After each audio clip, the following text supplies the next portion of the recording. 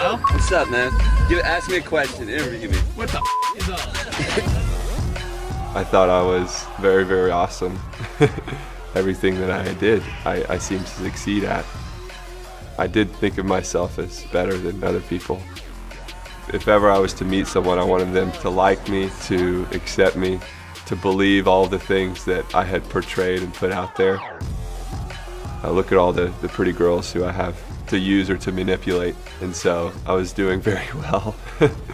I was the guy now who lived in the best party house on campus, the guy who was making a 4.0, but on the inside it was just terrible. I wake up every day in this fear that I'm not going to be able to keep this up, this perfect image for other people, and what will happen if they really see how lonely and how sad and depressed and hopeless really I am on the inside.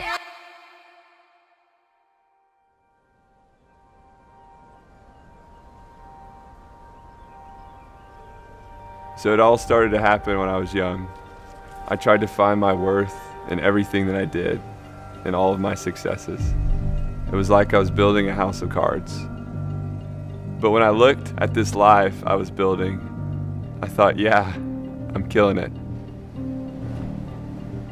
But it wasn't until my first honors organic chemistry test that everything changed. I turned over that paper and I saw a 65 written on the front of it. That house of cards that I'd built up seemed to crumble with that one test score. It was the first time I'd ever failed in my life. I went into a spiral of depression, completely lost, my head spinning, I don't know what to do. So the thing that I knew that gave me relief, that gave me love, that gave me peace, that gave me joy, was alcohol. It turned into an everyday affair where I drank over 1.5 liters of vodka or hard alcohol every day. If I'm not successful, then my life is worthless.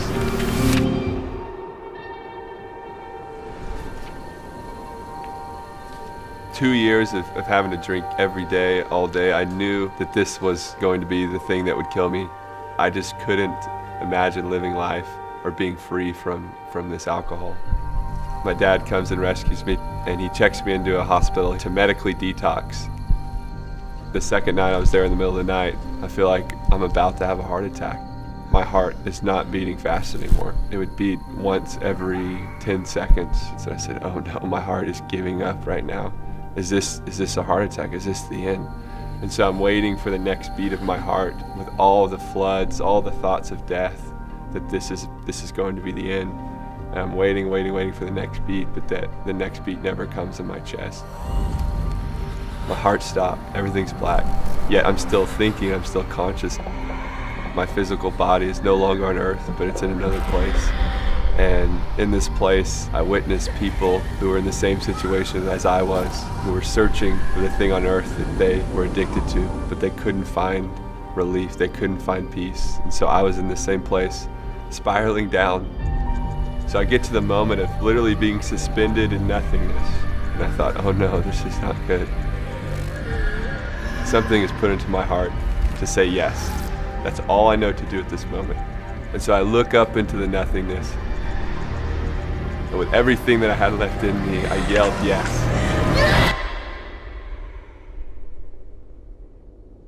In a moment, an instant, I was back in my physical body on the hospital bed with a tangible peace around me. What just happened?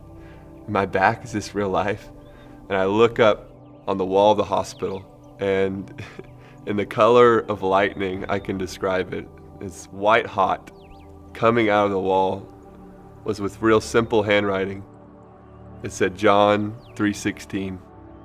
So I realized at that moment, I knew that verse, that it was Jesus who saved me. It was Jesus who plucked me, who I was saying yes to.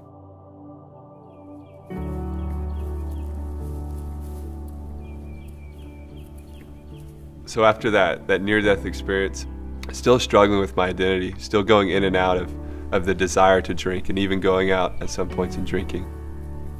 I come into my parents' bedroom in an afternoon, just like any other, and I hear a worship song playing. You are holy, strong and mighty. The moon and the stars declare who you are. I'm so unworthy, but still you love me. Forever my heart will sing of how great you are. And in that moment, I just realized just how known I am by God, just how deeply loved and cherished I am by God. That He was huge, yet He was intimate with me. I'm on my face weeping for 30 or 45 minutes. And in that time, everything that I went to with alcohol was replaced with the love of God.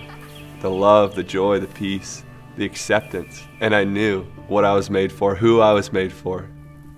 I don't have to strive anymore. I know that at the end of the day that I'm accepted by God and that I love God and that He loves me. From that moment on, I was completely delivered from the desire to ever drink alcohol again.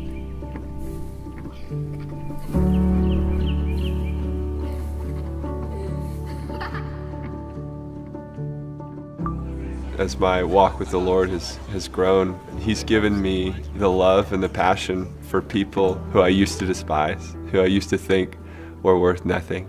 And He actually gives me the most joy, gives me the most peace that I experience in my day when I'm serving others. And He's taken the focus of, oh my gosh, look how awesome you are, to, oh my gosh, look how awesome the people that I've created around you. Now go love them, go pour out your life for them. Jesus really can be found, that He can be encountered. So that's my hope for people, is that they would be set free. They would find their identity only in Christ.